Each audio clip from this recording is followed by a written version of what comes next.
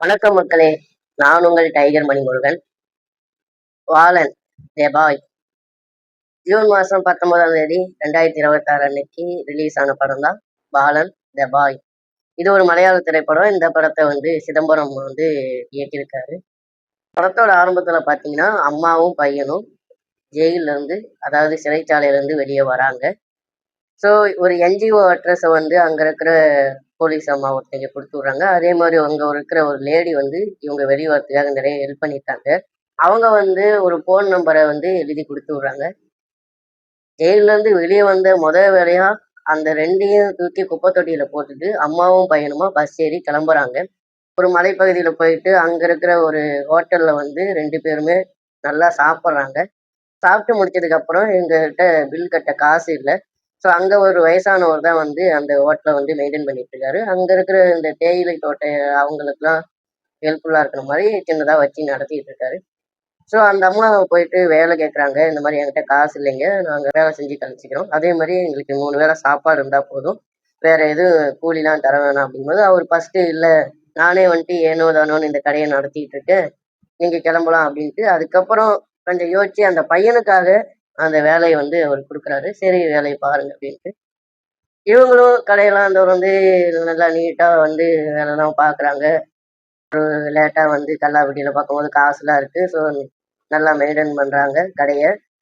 அதுக்கப்புறம் ஒரு 2-3 நாள் கழிச்சு பார்த்தீங்கன்னா, அந்த வயசானவர் என்ன சொல்றாரு, "நீ என் பொண்ணு மாறிம்மா, நீ என் வீட்லேருந்தே வந்துக்க, இந்த கடையில் இனிமே இங்கே தங்கிக்காத, என் வீட்லேருந்தே பார்த்துக்க கடையை" அப்படின்னு சொல்கிறாங்க. மறுநாள் அவர் கடையை ஓப்பன் பண்ணியிருப்பாங்க அப்படின்ட்டு பார்க்கும்போது பார்த்தீங்கன்னா, சாவி அங்கேயே தான் இருக்கும். கடையை ஓப்பன் பண்ணியிருக்க மாட்டாங்க. ஸோ அப்படியே மூவ் பண்ணா அடுத்து அவங்க அடுத்தடுத்த வேலைக்கு போயிடுவாங்க. ஸோ அந்த ஒரு 3வது 4வது சீன்லயே நமக்கு தெரிஞ்சிரும். யாரும் நம்ம மீது உரிமை எடுத்துக்க கூடாது. நம்மளோட வேலையை நாம தான் பார்த்துக்கணும். நம்மளோட வாழ்க்கையை நாம தான் வாழ்ந்துக்கணும். யாரையும் நமக்குள்ள விட்டுறக்கூடாது அப்படிங்கிறதுல அந்த அம்மாவும் பையனும் தெளிவா இருப்பாங்க. ஸோ அதனால அந்த பையன் அடுத்தடுத்து எங்க போனாலும், எங்க டிராவல் பண்ணாலும், எங்க வேலைக்கு சேர்ந்தாலும் அவங்க அம்மாகிட்ட கேட்குற ஒரு கேள்வி, "இப்ப என் பேரு என்னம்மா? உன் பேரு என்னம்மா? இப்ப என்னம்மா கதை?" அப்படிங்கிற மாதிரி சொல்லி கேட்பான். அந்த அம்மாவும் பார்த்தீங்கன்னா, அவனுக்கு ஒரு புது பேர் வச்சிருப்பாங்க. அவங்களுக்கு ஒரு பேர் வச்சிருப்பாங்க. இந்த மாரி அப்பா இங்க வேலை செஞ்சாரு, இல்ல அங்க வேலை செஞ்சாரு, இப்ப இறந்துட்டாரு அப்படிங்கிற மாரி ஏதாவது ஒரு கதைய சொல்லுவாங்க. யாரு கேட்டாலும் இப்ப சப்போஸ் இங்க எங்கேயாவது பார்த்தவங்க திரும்ப கேட்டாலுமே, அந்த பையன் அதே மாரி பேசிருவான். அப்படிதான் போகும். ஒரு கட்டத்துக்கு மேல இங்க அங்கன்னு ஓடி கடைசியா ஒரு பாட்டி இருப்பாங்க, வயசான பாட்டி. ஒரு வீடு இருக்கும். அவங்கள பார்த்துக்கணும். கேர்டேக்கரா இருக்கணும். அவங்க பையனுங்க பூரா ஃபாரின்ல இருக்காங்க. ஒரு வேலை கிடைக்கும்போது ஒரு நர்ஸா இவங்க போவாங்க. ஸோ அங்க போயிட்டு இந்த பையன படிக்க வைப்பாங்க.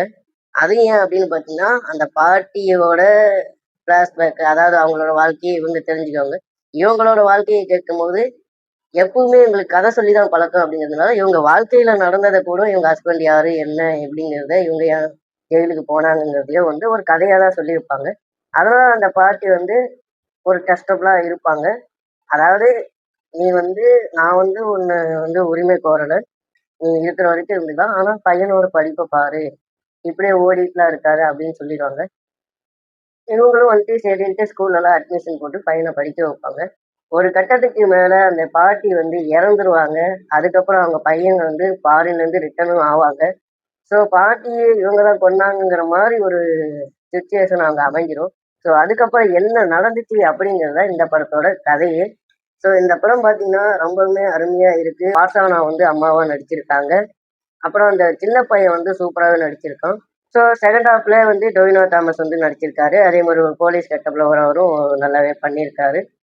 ஸோ அடுத்தடுத்த திருப்பங்களோட, அடுத்தடுத்த ட்விஸ்ட்டுகளோட கடைசி வரைக்கும் நமக்கு கொண்டு போகுது இந்த படம்.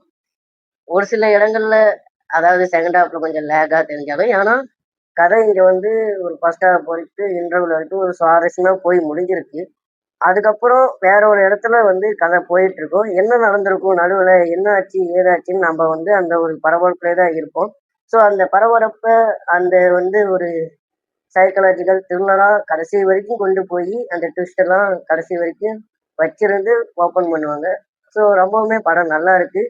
சைக்கலாஜிக்கல் த்ரில்லர் படம் பிடிக்கும் அப்படின்னா கண்டிப்பாக இந்த படத்தை வந்து ஜீ5 ஓடிடியில் பாருங்க. அடுத்த ஒரு இதில் சந்திக்கிறேன். அண்டில் தன் பாய் ஃப்ரம் உங்கள் டைகர் மணிமுருகன். நன்றி, வணக்கம்.